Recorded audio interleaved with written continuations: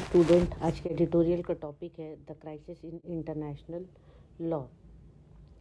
आज के एडिटोरियल को हम इस तरह से समझेंगे कि इंटरनेशनल लॉ जो है उसको कितनी कंट्रीज़ जो हैं वो मान रही हैं एक्चुअल में, या वो अपने इंटरेस्ट के हिसाब से इंटरनेशनल लॉ को देख रही हैं। इंटरनेशनल कोर्ट ऑफ जस्टिस के जो जज हैं वो इंटरनेशनल लॉ को डिसिप्लिन ऑफ क्राइसिस कहते हैं।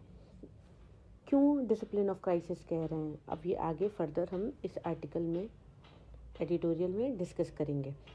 जहाँ पे वर्ल्ड एक कोविड-19 को फेस कर रहा था, एक पेन था, वहीं पे रशिया ने इन्वेजन करके, अटैक करके फिर से हाईलाइट कर दिया किस चीज़ को, इंटरनेशनल लॉ को, इंटरनेशनल लॉ के एक क्राइसिस का जो क्राइसिस है उसको।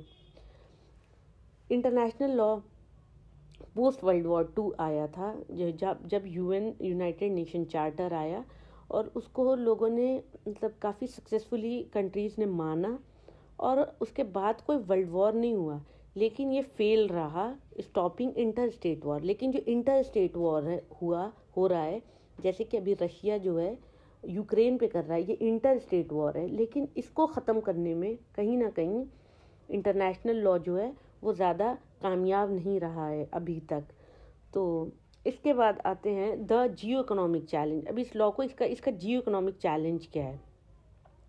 पोस्ट वॉर वर्ल्ड वॉर 2 के बाद पूरे जो वर्ल्ड था हमारा वो बाइपोलर था। बाइपोलर मीन्स जो भी पावर है वो 2 कंट्रीज़ में डिवाइडेड था, यूएस और इधर रशिया, जिसको पहले सोवियत यूनियन कहते हैं। तो पहले था वर्ल्ड बाइपोलर में, और फिर उसके बाद जब यूएस ने रशिया पे अटैक करके सोवियत यूनियन को ख़त्म कर दिया, तो रशिया जब ख़त्म हो गया, वो टूट गया, और अब जो कि रशिया के नाम से जाना जा रहा है, टूट के छोटे छोटे कंट्रीज़ में डिवाइड हो गए। तो यूएस फिर यूनिपोलर, वर्ल्ड जो है यूनिपोलर हो गया, और यूएस के हाथ में मेजर पावर आ गई। फिर आते हैं कोल्ड वर्ल्ड वॉर। जब वर्ल्ड वॉर ख़त्म होने के बाद ये सिनेरियो हुआ कि वर्ल्ड जो है बाइपोलर से यूनिपोलर हुआ, जिसको सी राजा मोहन कहते हैं रिलेटिव हार्मनी। उसके बाद वर्ल्ड जो है 3 डेकेड्स तक वर्ल्ड जो है रिलेटिव हार्मनी, सुकून में वर्ल्ड रहा है। लेकिन उसमें भी ऐसा नहीं है कि पूरी तरीके से सुकून ही रहा है। वहीं नाटो जो है, नॉर्थ अटलांटिक ट्रीटी ऑर्गेनाइजेशन, उसने कोसोवो पे अटैक किया, वेस्टर्न फोर्सेस ने इराक पे किया, जो कि कंप्लीट डिसरिगार्ड है, जो कि इंटरनेशनल लॉ के हिसाब से पीस को जो मेंटेन करना है उसके अगेंस्ट है। लेकिन ये सारी चीज़ें हुई हैं उस टाइम पर भी, लेकिन फिर भी कंपैरेटिवली ये रिलेटिवली एक सुकून का टाइम था। अब इसको बोलते हैं एएस वाइल्ड आर्ग्यू करते हैं कि जो यूएस जो अटैक किया था इराक पर, मिलिट्री एक्शन जो था उसका, तो उसको ज़्यादा क्रिटिसिज्म नहीं मिला जितना कि इंटरनेशनल रिस्पांस जो रशिया अभी इन्वेजन किया, अटैक किया यूक्रेन पे, उसको मिला है। अब हम देखेंगे कि रिलेटिव हार्मनी में क्या क्या चीज़ें हुई हैं।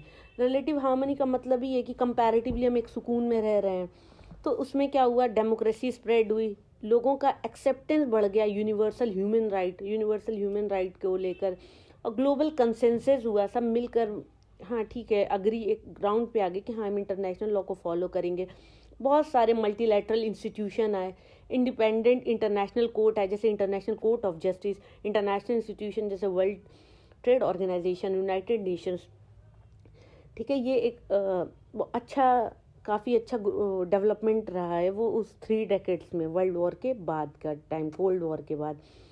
फिर हमारे पास जो अभी जो एक मल्टीपोलर वर्ल्ड है, लेकिन ये एक मल्टीपोलर वर्ल्ड भी एक मतलब थ्रेट की तरह ही लग रहा है, क्योंकि यहाँ पे सारे जो कंट्रीज़ हैं वो आपस में ही, जितनी मेजर कंट्रीज़ हैं वो आपस में ही एक दूसरे का गला काट रहे हैं। जहाँ पे एक यूएस जो है वो लिबरल कैपिटलिस्ट वेस्ट अगर है, तो वहीं पे चाइना जो है उनकी जो पॉलिसी है अभी वो ऑटोक्रेटिक चाइना हो रहा है, और रशिया जो है एक्सपेनिश रशिया अपनी जो लैंड है वो बढ़ाने पे लगा हुआ है, अपनी टेरिटरी जो है उसको बढ़ाने में लगा हुआ है, जो इसी वजह से वो अभी एक बहुत मेजर रीज़न है जो यूक्रेन पर अटैक की है। उसके बाद अगर चाइना इंटरनेशनल लॉ को एक सर्विस ऑफ स्टेट की तरह देखता है कि ठीक है, अगर उसके वो फ़ायदे का है तो ठीक है, वरना चाइना उसको नलीफाई कर देता है, जहाँ चाइना इसको फॉलो नहीं करता है। लेकिन ये जो चाइना का जो ये नोशन है, वो Westphalian notion of international law के एकदम अगेंस्ट है। क्यों? क्योंकि वो इंटरनेशनल लॉ को एक टेरिटोरियल इंटीग्रिटी ऑफ स्टेट्स में बिलीव रखते हैं, जिसको सीधा सीधा नलीफाई करता है चाइना और रशिया। वो अपने स्टेट इंटरेस्ट को पहले रखते हैं, इंटरनेशनल लॉ के जो लॉज हैं, जो उनके गाइडलाइंस हैं, उसको वो सेकेंडरी कर देते हैं। चाइना और रशिया का जो वर्जन है टेरिटोरियल इंटीग्रिटी ऑफ नेशन या सॉवरेनिटी ऑफ स्टेट, किसी स्टेट की जो फ्रीडम है उनके लिए बहुत कम ही मैटर करती है। वो उनके लिए इंटरनेशनल लॉ से ऊपर अपना कल्चरल और सिविलाइजेशनल डिस्टिंगनेस, अपनी जो अलग यूनिकनेस है, उसको वो प्रायोरिटी पे रखते हैं। अभी रिसेंट में जो रशिया का वो अटैक हुआ है यूक्रेन पर, वो उससे ही ये क्लियरली दिख जाता है कि वो किसी की सॉवरेनिटी, किसी कंट्री की को कितना कम वैल्यू दे रहा है। ठीक है, अब इस क्लैश को हम डिफरेंट विजन, अलग तरह से इंटरनेशनल लॉ किस तरह से, अब ये इस तरह के क्लैशेस जो हो रहे हैं वो 2023 में अब उसका क्या विजन और क्या शेप होगा, या फर्दर डीपर क्राइसिस होगा, उसको हम देखेंगे। फिर अब कोई भी अगर पॉलिटिकल अटैक्स होते हैं, क्राइसिस आता है, तो ऑफ कोर्स उसका इकोनॉमिक इम्पैक्ट भी होता है। तो इंटरनेशनल इकोनॉमिक लॉलेसनेस की बात कर रहे हैं इसमें। तो यहाँ पर जब चाइना का राइज हो रहा है तो यूएस को टेंशन हो गई। यूएस बहुत डेस्परेट होकर अपनी जो हेजेमनी है, यूएस की जो वर्ल्ड पर अपना कंट्रोल है, उसको मेंटेन करने के लिए यूएस ने क्या किया, अपना कुछ इन्फ्लेशन जो है यूएस में कुछ ऐसे एक्ट्स लाए जिससे उनका इन्फ्लेशन जो है रिड्यूस हो। इन्फ्लेशन मतलब महंगाई को कम करने के। और वहीं पर कुछ वो अपॉइंटमेंट जो थे WTOs में, उन्होंने उसको ब्लॉक किया, उसको होने नहीं दिया यूएस ने। ये यूएस की पॉलिसी रही। ये सारी इस तरह से ये चैलेंज हो गया है 2023 में कि ये क्या, ये लॉलेसनेस जो है, जो लॉ को फॉलो नहीं कर रहे हैं, ये वर्ल्ड इकोनॉमी में इसका कैसा इम्पैक्ट रहेगा। फिर एक जो हमारे पास पॉपुलिस्ट चैलेंज है, जो कि इस आर्टिकल का लास्ट पोर्शन है, इम्पॉर्टेंट होता है, मैंने हमेशा कहा। अभी लीडर डोनाल्ड ट्रंप जैसे या बोल्सोनारो नहीं है, ये बोल्सोनारो या डोनाल्ड ट्रंप जो हैं वो सीधे सीधे इंटरनेशनल लॉ को, मतलब ये राइटिस्ट लीडर थे। इनका मतलब इनको अपनी कंट्री के पीपल को ये ज़्यादा प्रेफरेंस देते थे कंपेयर टू इंटरनेशनल लॉ की जो गाइडलाइंस है उसको। अब उसमें क्या है, चैलेंज हमारे सामने क्या है कि जो पॉपुलिस्ट हैं या इस तरह अभी भी जो लीडर्स हैं वो पॉपुलिस्ट हैं या एथनो नेशनलिस्ट हैं, उसका एग्जाम्पल हमको देखने को मिलेगा हंगरी, टर्की, पोलैंड, इजराइल।